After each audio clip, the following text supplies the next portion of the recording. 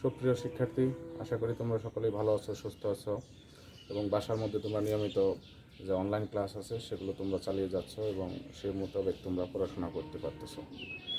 আজকে আমরা যে বিষয়টি নিয়ে আলোচনা করবো সেটি হচ্ছে গত ক্লাসে আমরা যে বিষয়ে আলোচনা করেছিলাম সেগুলো ধারাবাহিকতায় আমরা গত ক্লাসে দেখেছিলাম হচ্ছে চার্লস এবং বয়েলের যে সূত্র ছিল সেই চার্লস এবং বয়েলের সূত্রটা আমরা দেখেছিলাম।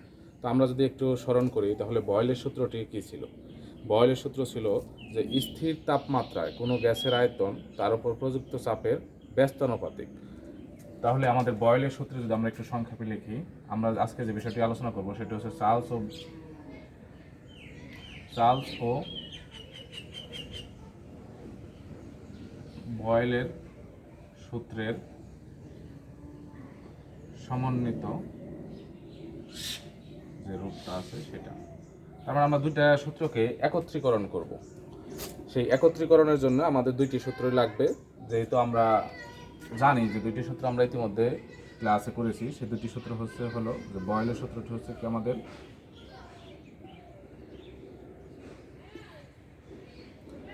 বয়েলের সূত্র, তোমরা ইতিমধ্যে ক্লাসটি করেছ।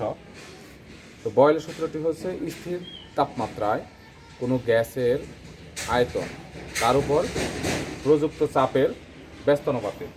তাহলে সেই সূত্রটা কি আমাদের ভি সমানুপাতিক 1/P, এই সূত্রটা ছিল কখন? যখন টি স্থির। টি মানে কি? আমাদের তাপমাত্রা। যখন আমাদের টি স্থির।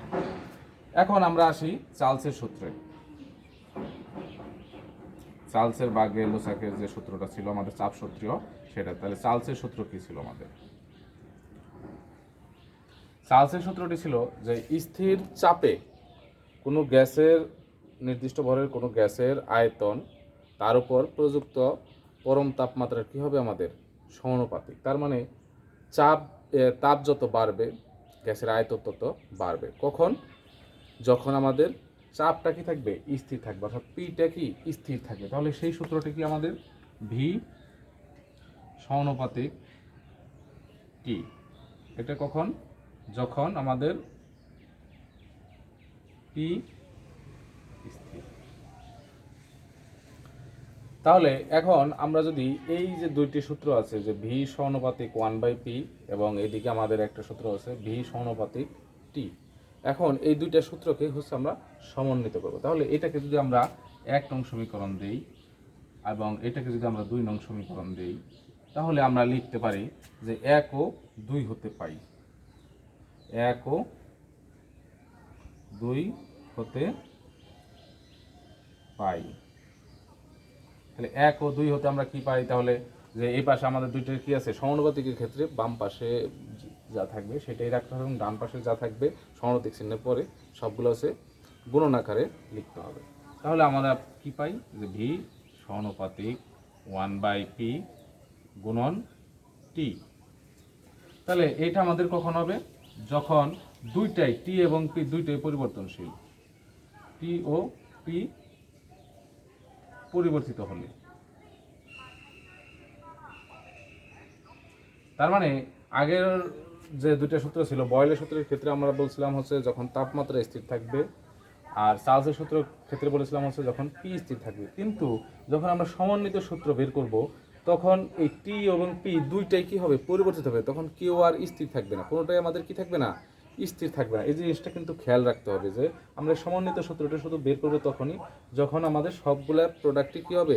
পরিবর্তনশীল। অর্থাৎ এই ভিও পরিবর্তিত হবে আমাদের, পিও পরিবর্তিত হবে, টিও পরিবর্তিত হবে। অর্থাৎ তিনটি যে আমাদের এখানে আছে চলক আছে, সেই তিনটি চলকের মানই কী হবে? পরিবর্তিত। এবং এর সাপেক্ষে একটা বা দুইটা পরিবর্তন সাপেক্ষে আরেকটা কীরূপ প্রভাব পড়বে বা কীরূপ ভাবে কীভাবে পরিবর্তিত হবে, সেই ফলাফলটা আমরা এই সূত্রের সাহায্যে আমরা দেখতে পারবো। তাহলে এখন আমরা যদি এটাকে একটু সমানুপাতিক চিহ্নকে যদি আমরা অপসারণ করি, যদি সমানুপাতিক চিহ্ন ধ্রুবক ব্যবহার করি, তাহলে আমরা লিখতে পারি যে ভি ইকুয়াল কে ইন্টু কি হচ্ছে আমাদের? টি/পি। তাহলে ভি ইকুয়াল টু কি হচ্ছে আমাদের? কে ইন্টু টি/পি, যেখানে কে একটি সমানুপাতিক ধ্রুবক, যেখানে কে একটি কি আমাদের সমানুপাতিক ধ্রুবক। এখন আমরা এই সমীকরণটাকে আরেকটু যদি ইয়ে করে লিখি, তাহলে একটু উপর দিকে আমরা লিখি,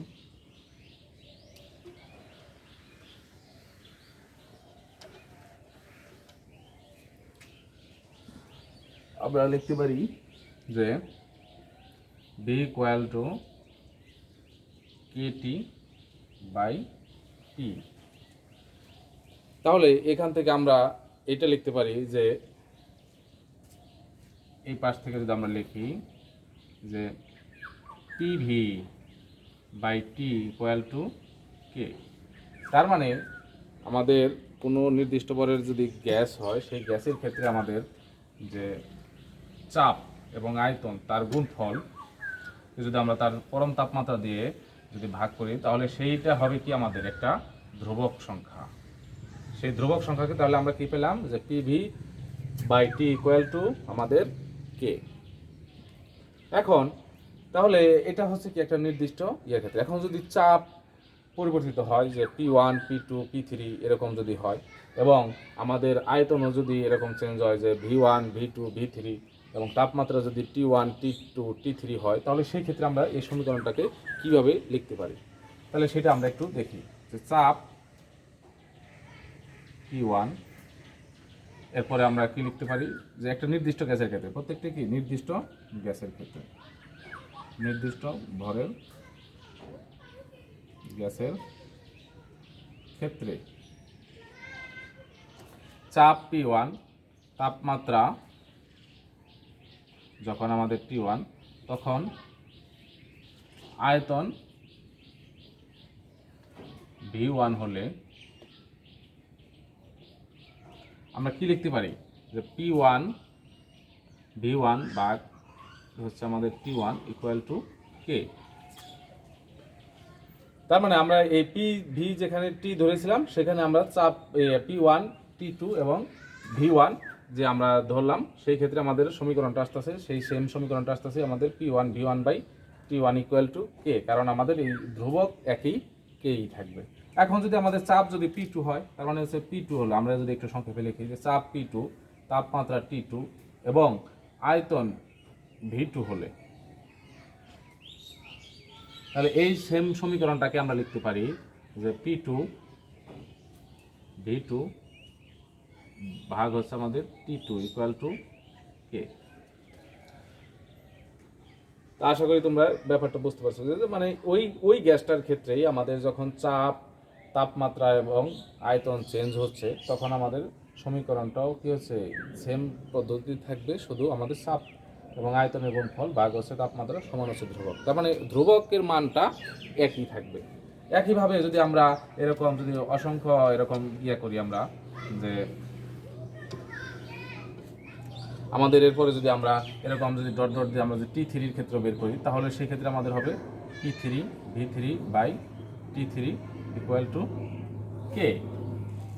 তো এরকমভাবে আমাদের যতগুলো ওই নির্দিষ্ট ভরের গ্যাসের ক্ষেত্রে তাপমাত্রা বা আয়তন এবং এই যে চাপ আছে, সেগুলো যতক্ষণ পরিবর্তিত হবে, সেই পরিবর্তিতের উপরে ভিত্তি করে আমাদের বাকি মানগুলো কী হবে আমাদের চেঞ্জ হয়ে, কিন্তু অনুপাতটা কী থাকবে আমাদের ঠিকই ধ্রুবক সংখ্যায় থেকে যাবে। তাহলে এই সমীকরণগুলো থেকে আমরা লিখতে পারি যে এই দুইটা যদি আমরা যদি অ্যাডজাস্ট করি, দেখো এই যে নিচে দুটো আছে, তাহলে এই দুইটার সমানে কি আছে আমাদের কে আছে।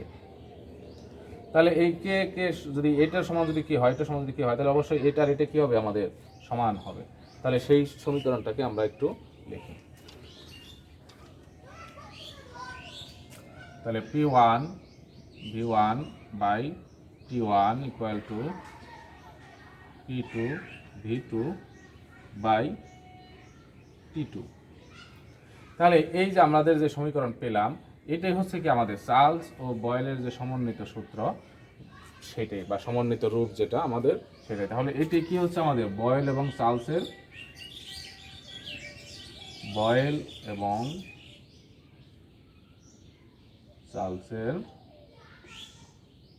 সমন্বিত সূত্র।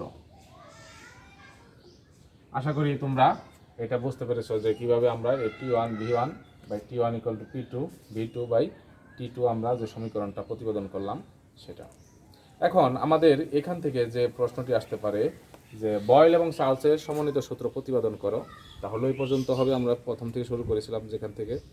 এরপরে যদি আসে না যে P1 V1/T1 = P2 V2/T2 এই সূত্রটি প্রতিপাদন করো, তাহলে আমাদের এই সমীকরণটাই আসবে। তো আশা করি তোমরা এই সমীকরণ প্রতিপাদনটা বুঝতে পেরেছো। এখন আমাদের যদি এই যে সমীকরণটা আমরা পেলাম, সেই সমীকরণ দিয়ে আমাদের যে ইয়াগুলো আছে, গণিতগুলো আছে, সেগুলো আমরা একটু করব।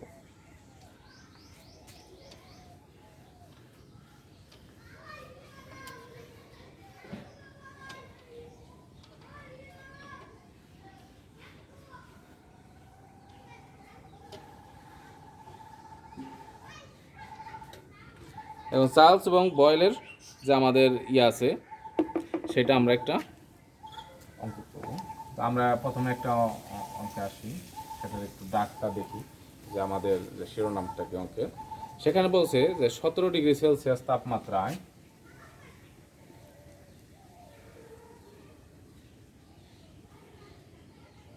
সেলসিয়াস তাপমাত্রায় 750 মিলিমিটার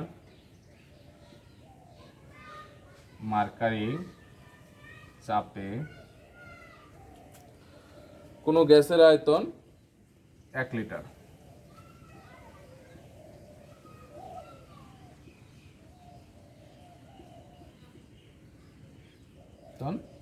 1 লিটার। এখন বলছে যে কত সেন্টিগ্রেড তাপমাত্রায়, মানে কত সেলসিয়াস তাপমাত্রায়, কত সেলসিয়াস তাপমাত্রায়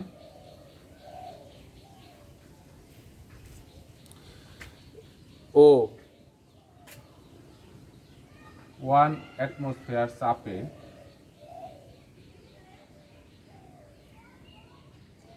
গ্যাসটির আয়তন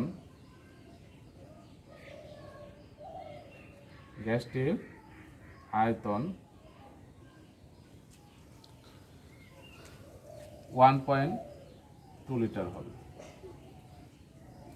তার মানে আমাদের এইখানে তিনটা বিষয় উল্লেখিত আছে, তাপমাত্রা আছে, চাপ আছে এবং আয়তন আছে প্রথম।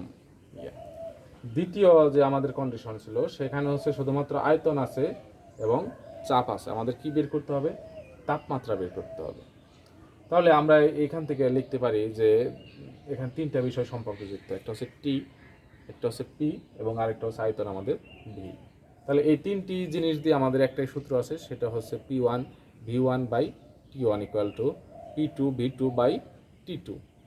তাহলে এখানে আমরা লিখি, এখানে আমাদের প্রথম তাপমাত্রা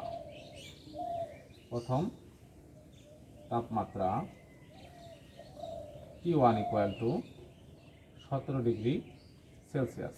তো আমরা সবসময় বলেছি যে এই যে আমাদের যত রাসায়নিক ক্ষেত্রে সূত্র আছে, সেই সূত্রগুলোর একেবারে অধিকাংশ ক্ষেত্রেই, আমি বলি প্রায় ক্ষেত্রেই, আমাদের যত তাপমাত্রা আছে সেই তাপমাত্রাগুলোকে সবসময় কেলভিন স্কেলে রূপান্তর করতে হবে। তাহলে এই T1 = আমাদের কি হচ্ছে, তাহলে 17 + 273। আমরা গত ক্লাসে দেখেছি যে সেলসিয়াস স্কেলের সাথে 273 যোগ করলে কেলভিন স্কেলে তাপমাত্রা পাওয়া যাবে। 17 যোগ করলে 290 কেলভিন।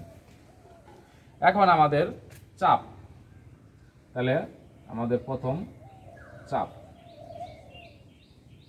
P1 = আছে কত আমাদের? 750 মিলিমিটার মার্কারি চাপ, মানে পারদ চাপ। এরপরে আমাদের আয়তন আছে, আয়তন V1 = 1 litre.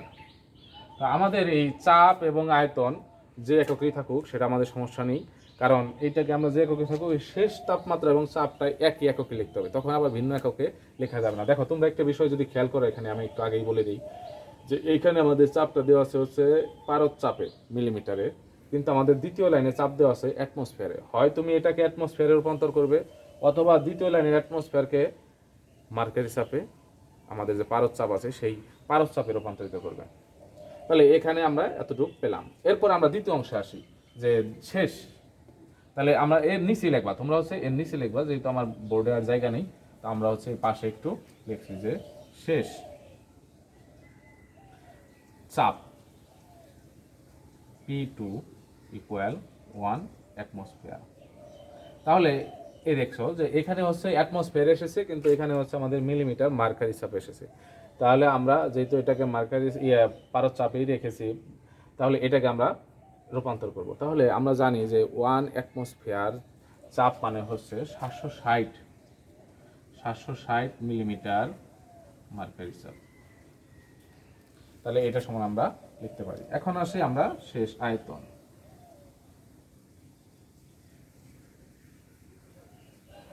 V2 equal to 1.2 litre. তো এখানেও আমাদের লিটারে আছে, এখানেও আমাদের লিটারই আছে, তাহলে আর এটা অসুবিধা নাই। এখন আমাদের যেটা চেয়েছে আমরা প্রশ্নের উত্তরে, তাহলে শেষ তাপমাত্রা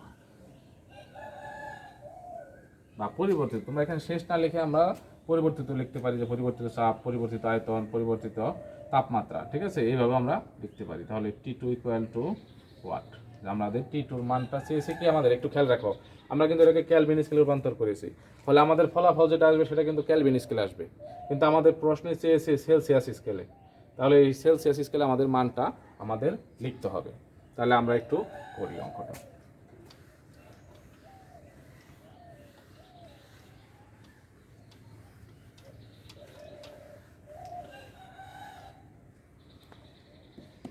তাহলে আমরা জানি যে P1 B1 by T1 equal to P2 V2 by T2। আমাদের মান চেয়েছে হচ্ছে T2, তাহলে বা T2 equal P2 V2 T1 by হচ্ছে P1 V1, ঠিক আছে।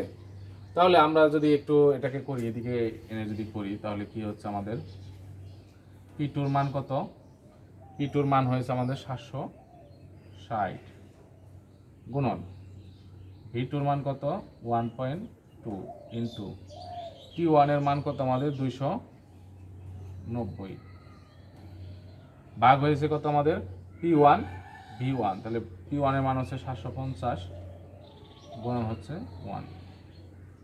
এখন এটাকে আমরা যদি ইয়া করি তাহলে এটা কত হয়, তাহলে সেই মানটি হচ্ছে আমাদের 352.64 এত কেলভিন। তাহলে আমাদের মান পেলাম কত, আমরা T2 মান, তোমরা এটা বাসায় করবা ক্যালকুলেটরে এটা করে দেখবে যে এটা আসে কিনা। তাহলে 352.64 যখন হয়েছে তখন এটাকে আমরা কি করব, তাহলে অতএব T2 ইকুয়াল টু 352.64 কেলভিন। তো এটাকে আমরা কি করব সেলসিয়াস স্কেলে রূপান্তর, তাহলে সেলসিয়াস স্কেলে রূপান্তর করতে হলে আমাদের 64 মাইনাস হচ্ছে আমাদের 273 এত ডিগ্রি সেলসিয়াস। তাহলে এটাকে করলে আমাদের কত হয় 79.64 ডিগ্রি সেলসিয়াস। তার মানে আমাদের পরিবর্তিত যে তাপমাত্রা সেটা হচ্ছে এত। তাহলে এটাই অ্যান্সার, আমাদের কি হচ্ছে পরিবর্তিত তাপমাত্রা বা শেষ তাপমাত্রা।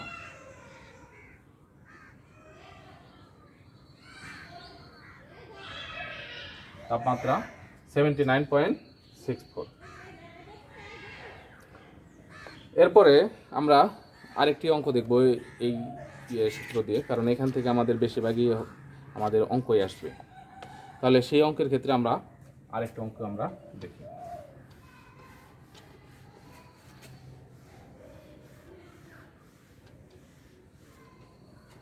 প্রথমে আমরা অঙ্কের শিরোনামটা, একটি 2 লিটার আয়তনের বেলুন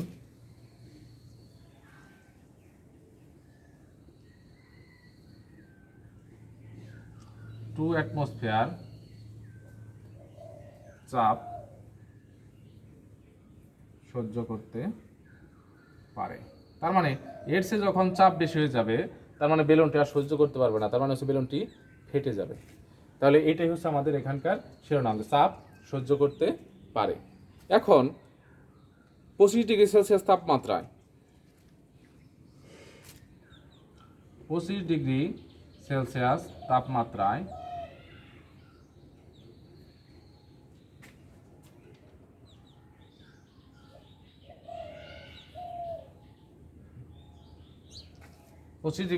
তাপমাত্রায় 3 লিটার আয়তনের একটি বেলুনকে 3 লিটার আয়তনের একটি বেলুনকে 1 অ্যাটমসফিয়ার চাপে রাখা হলো। চাপে রাখা হলো। কারণ 25 ডিগ্রি সেলসিয়াস তাপমাত্রায় 3 লিটার আয়তনের একটি বেলুনকে 1 অ্যাটমসফিয়ার চাপে রাখা হলো। এখন বলছে যে গ্যাসের আয়তন উক্ত বেলুনের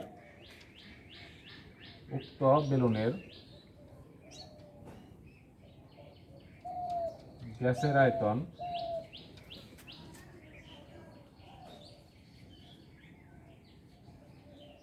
দেড় গুণ কি করা হলো, বৃদ্ধি করা হলো। দেড় গুণ বৃদ্ধি করা হলো এবং তাপমাত্রা দ্বিগুণ করা হলে বেলুনটি তাপমাত্রা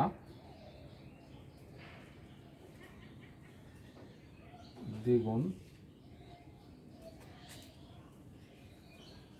করা হলে বেলুনটি বিস্ফোরিত হবে কিনা।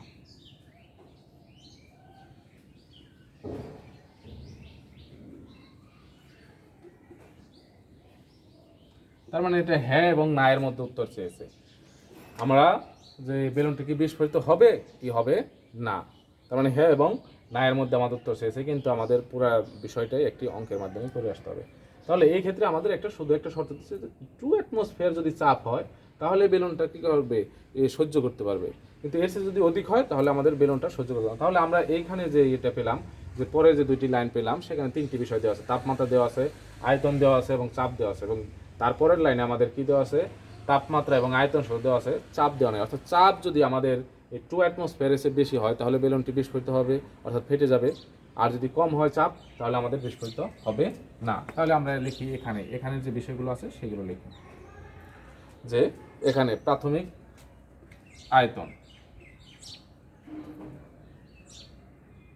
বা প্রাথমিক তাপমাত্রা, আমরা যেটা আগে লিখি, প্রাথমিক তাপমাত্রা হচ্ছে আমাদের T1 ইকুয়াল টু হচ্ছে কত আমাদের 25 ডিগ্রি সেলসিয়াস। তো 25 ডিগ্রি সেলসিয়াসকে আমরা যদি ক্যালভিনে রূপান্তর করি তাহলে 298 ক্যালভিন। আমরা একটু সংক্ষেপে করলাম কারণ 273 যোগ করতে হয়, এটা আমরা প্রত্যেকেই জানি, ঠিক আছে। এখন আমাদের হচ্ছে কি, যে আয়তন, তার মানে প্রাথমিক আয়তন V1 ইকুয়াল টু আছে আমাদের 3 লিটার, এবং প্রাথমিক কি আছে আমাদের চাপ P1 ইকুয়াল টু আমাদের 1 অ্যাটমসফিয়ার।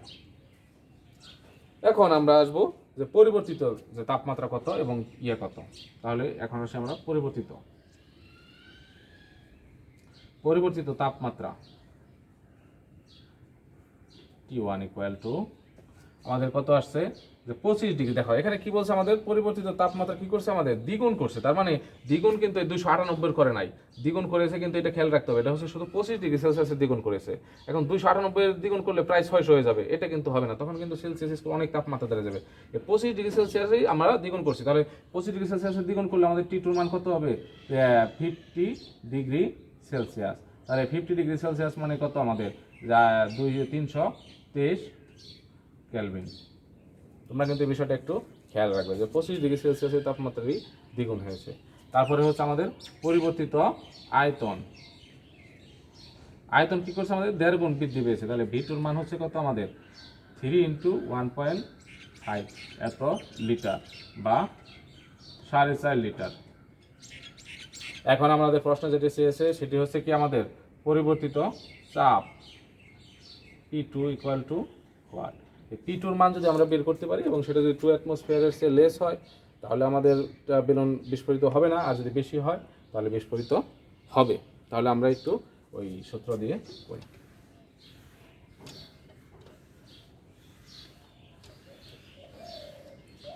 তাহলে আমরা জানি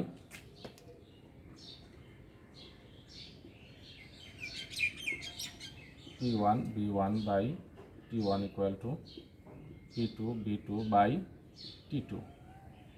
এখন আমাদের মান বের করতে হবে হচ্ছে P2, তাহলে বা P2 ইকুয়াল টু আমাদের আসবে কি P1 B1 T2 এবং T1 V2।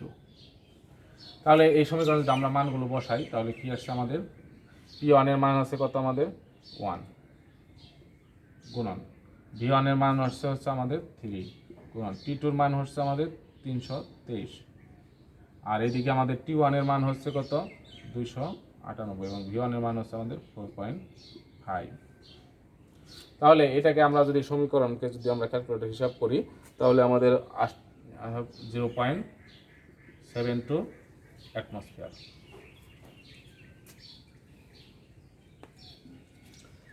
এখন তাহলে আমরা এখানে সমাধান করে কত পেলাম আমরা 0.72 অ্যাটমসফিয়ার। তাহলে এই 0.72 আমাদের যে প্রশ্ন ছিল যে বেলুনটি 2 অ্যাটমসফিয়ার চাপ সহ্য করতে পারে, তাহলে তার চেয়ে অবশ্যই কি চাপটা অনেক কম। তাহলে আমরা লিখতে পারি কি যে এটা কি হবে না, বিস্ফোরিত হবে না। যেহেতু প্রাপ্ত চাপ